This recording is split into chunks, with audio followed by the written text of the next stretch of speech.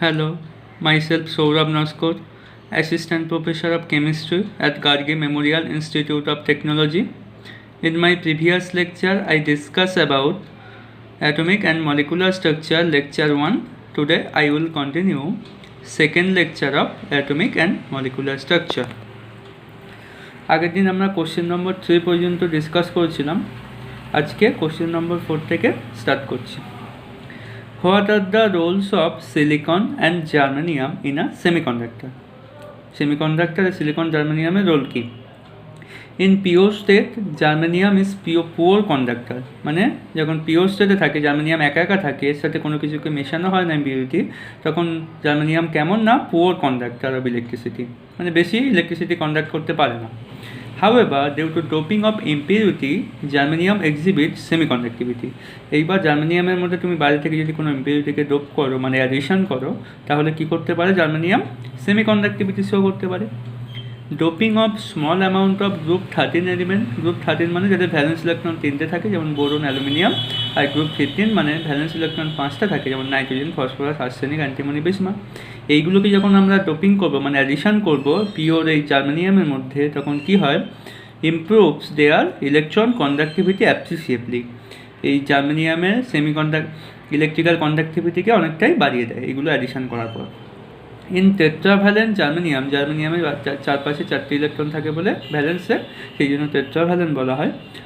All 4 outer electrons are utilized for the formation of covalent bond.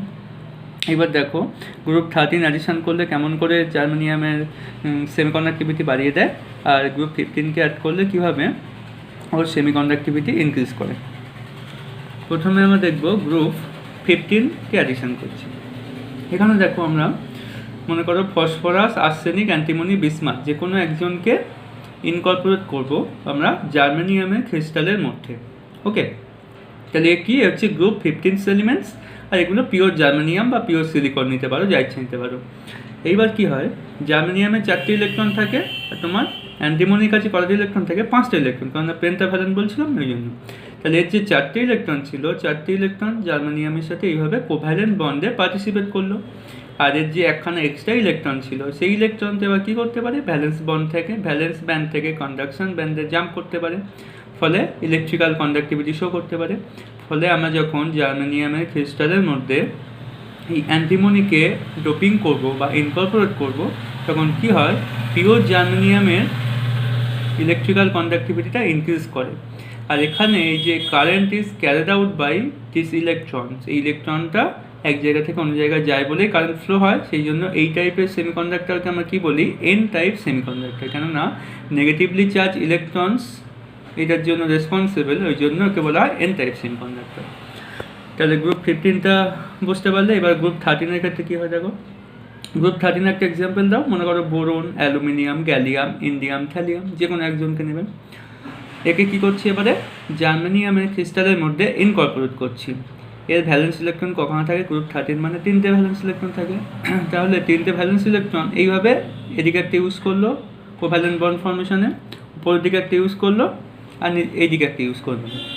তাহলে এইদিকে যে একটা জার্মেনিয়াম ছিল তার সাথে এই বন্ড ফর্মেশন করতে পারবে না। ফলে এই বন্ডের মধ্যে দেখবে দুখানে ইলেকট্রন নেই। জার্মেনিয়াম তো একখানে ইলেকট্রন দিতে পারছে, কিন্তু বোরনের তো আর ইলেকট্রন নেই। সেই জন্য একটা হোল তৈরি হয়। ইলেকট্রন না থাকে তাকে বলি আমরা হোল। আর হোল হয় কেমন? Positively charge. এইবারে এই হোলটাকে দেখার পর এখান থেকে জার্মেনিয়ামের দুখানে ইলেকট্রন ছিল, এখান থেকে একটা ইলেকট্রন জাম্প করে এখানে চলে আসবে, ফলে হোলটা এখানে মাইগ্রেট করলো। আবার এখান থেকে ইলেকট্রন এখানে চলে আসবে, হোল এখানে মাইগ্রেট করবে। ফলে কি হবে? পজিটিভলি চার্জ হোলসটা এক জায়গা থেকে এক স্থানে মাইগ্রেট করছে, তার ফলে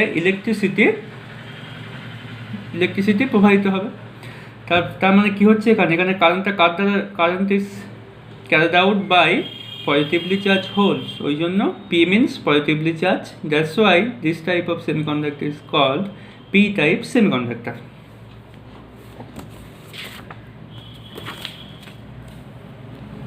My next question is, write short note on molecular orbital theory.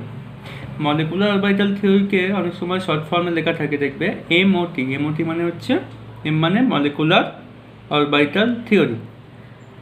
তাহলে to overcome the limitation of valence bond theory, Horns and Mulliken put forward a new theory to explain formation of covalent bond known as MO theory. তাহলে valence bond theory কিছু drawback ছিল, সেগুলোকে overcome করার জন্য scientist Holmes and মুলিকেন কী করলেন, আর একটা new theory propose করলেন। কাকে এক্সপ্লেন করার জন্য? না, formation of covalent bond.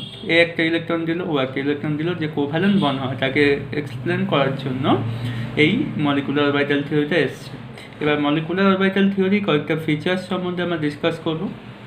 First হচ্ছে atomic orbital overlap to form new orbital called molecular orbital. এবার একটা পিকচার দেখো এখানে।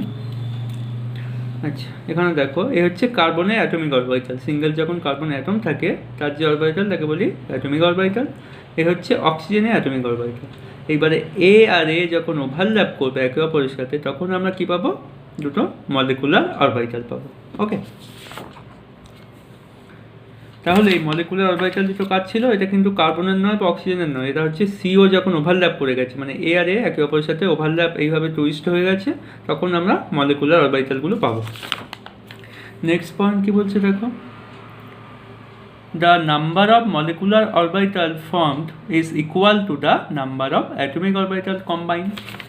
তাহলে এখানে দেখলে বুঝতে পারবে, এখানে দেখো দুখানা অ্যাটমিক অরবিটাল কম্বাইন করছে, তাহলে কখানা মলিকুলার অরবিটাল পাবো? দুখানা পাবো। এখানেও দেখো দুখানা অ্যাটমিক অরবিটাল কম্বাইন করছে, দুখানা মলিকুলার অরবিটাল পেলাম।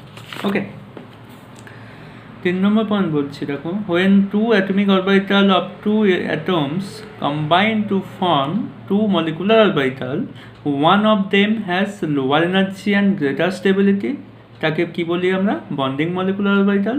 অ্যান্ড অ্যানাদার যে মলিকুলার অরবিটাল পাচ্ছি তার ক্ষেত্রে কী হচ্ছে? হায়ার এনার্জি হচ্ছে এবং লোয়ার স্টেবিলিটি থাকছে, তাদেরকে বলছি অ্যান্টি বন্ডিং মলিকুলার অরবিটাল। তাহলে এখানে দেখো, এই যে যখন মলিকুলার অরবিটাল পাচ্ছিলাম তখন একজনের এনার্জি লোয়ার হচ্ছে, আর যার এনার্জি লোয়ার হয় তার স্টেবিলিটি হায়ার হয়, তাহলে একে বলবো বন্ডিং মলিকুলার অরবিটাল। সেই জন্য সিগমা 1s লিখলাম শুধু। সিগমা কেন লিখলাম? না, 1s এইভাবে হেড অন ওভারল্যাপ করছে বলে সিগমা বন্ড তৈরি হয়। আর একে সিগমা স্টার দিয়েছি কেন? Anti bonding. এর এনার্জি কি? এনার্জি হায়ার হচ্ছে এবং স্টেবিলিটি লোয়ার হচ্ছে, তাহলে এ হচ্ছে বন্ডিং, এ হচ্ছে anti bonding. Next, shape of molecular orbital depends upon the shape of combining atomic orbital. এখানে দেখো, যখন px আর py ওভারল্যাপ করে তখন আমরা কি কেমন মলিকুলার অরবিটাল পাই? Pi molecular orbital pi. আর যখন pz, এখান থেকে pz আর এখান থেকে pz যখন ওভারল্যাপ করে তখন আমরা কেমন পাই? সিগমা পাই। তাহলে pz যখন কম্বাইন করছে তখন সিগমা বন্ড পাই বা সিগমা মলিকুলার অরবিটাল পাই, আর px py যখন ওভারল্যাপ করছে তখন আমরা কেমন পাই? Pi molecular orbital. Only those atomic orbital can combine to form molecular orbital which have comparable energy and proper orientation. মানে তুমি এই 1s এর সাথে 2s কে কম্বাইন করাতে পারবে না, কারণ এদের এনার্জিও সেম নয়। তোমাকে কম্বাইন করাতে গেলে 1s এর সাথে 1s কে কম্বাইন করাতে হবে, 2s এর সাথে 2s কে কম্বাইন করাতে হবে, 2p এর সাথে 2p কে কম্বাইন করাতে হবে। তুমি একজনের সাথে এর সাথে একে কম্বাইন করিয়ে মলিকুলার অরবিটাল ফর্ম করতে পারবে না। এনার্জি যেন ম্যাচ করে সেই রকম অ্যাটমিক অরবিটালগুলোকে কম্বাইন করাতে হয়। And filling of molecular orbital follows the same rule for filling of atomic orbital. এবার তুমি যখন ইলেকট্রনগুলোকে ফিল করবে সেগুলো তোমাকে মাথায় রাখতে হবে। পাউলিস এক্সক্লুশন প্রিন্সিপাল, হোনস রুল, এগুলোকে মাথায় রেখে, আব্বাউ প্রিন্সিপাল মাথায় রেখে তোমাকে ইলেকট্রনগুলোকে ফিল করাতে পারবে। একখানা ইলেকট্রন এখানে দেবে, দেন দুখানা দেবে, তারপর উপরে যাবে একখানা দুখানা, বা এখানে যখন ফিল করবে তখন একসাথে দুখানা দিয়ে দেবে না, 1 2 দেবে, তারপর যদি এক্সট্রা ইলেকট্রন থাকে তারপর 3 4 করবে, এইভাবে এগুলোকে মাথায় রাখতে হবে। Characteristic of anti bonding molecular orbital, probability of finding the electrons in the bonding molecular orbital is greater than that of combining atomic orbital. তাহলে বন্ডিং মলিকুলার অরবিটালে ইলেকট্রন থাকার প্রবাবিলিটি বেশি হয়, আর electron present in the bonding molecular orbital imparts stability to the molecule. এখানে যত বেশি electron থাকবে তত মলিকিউলটা স্টেবল হবে। probability of finding the electron in the antibonding molecular orbital is very less. এখানে ইলেকট্রন পাওয়ার প্রবাবিলিটি খুব কম, আর এখানে যদি ইলেকট্রন থাকে কি হবে? মলিকিউলটা আনস্টেবল হবে। Now types of MO form, s orbital overlapping করে এমো ফর্ম হতে পারে। s orbital of one atomic orbital and p orbital of another atomic orbital combine করে mo molecular orbital ফর্ম হতে পারে। আবার অ্যাক্সিয়াল pp ওভারল্যাপ করতে পারে, মানে অ্যাক্সিয়াল মানে কি এইভাবে হেড অন, এইভাবে একজন পি আসছে, এইভাবে একজন পি আসছে, এইভাবে মুখোমুখি সংঘর্ষ হলে কী হয়, সিগমা বন্ড হয়। এটা হচ্ছে সেই সিগমা বন্ড ফর্ম হবে। আর সাইড ওয়াইজ পিপি ওভারল্যাপ মানে এইভাবে একজন পি আসছে আর এইভাবে একজন পি আসছে, সাইড ওয়াইজ ওভারল্যাপ করে কী হয়, পাই বন্ড হয়। Now we will see application of molecular orbital theory. Stability of molecule in terms of bonding and anti-bonding electrons. NB মানে হচ্ছে number of electron in bonding molecular orbital. Bonding molecular orbital electron বেশি থাকলে anti bonding molecular orbital থেকে তখন মলিকুলটা stable হবে, আর anti bonding molecular অরবিটালে electron বেশি থাকলে দেন বন্ডিং মলিকুলার অরবিটাল, তখন মলিকুলটা আনস্টেবল হয়ে যাবে। আর স্টেবিলিটি অফ দ্য মলিকিউল আমরা bond in terms of bond formation, আমরা বন্ড অর্ডার ক্যালকুলেট করতে পারি কীভাবে না, half number of electron in bonding molecular orbital minus number of electron in anti bonding molecular orbital.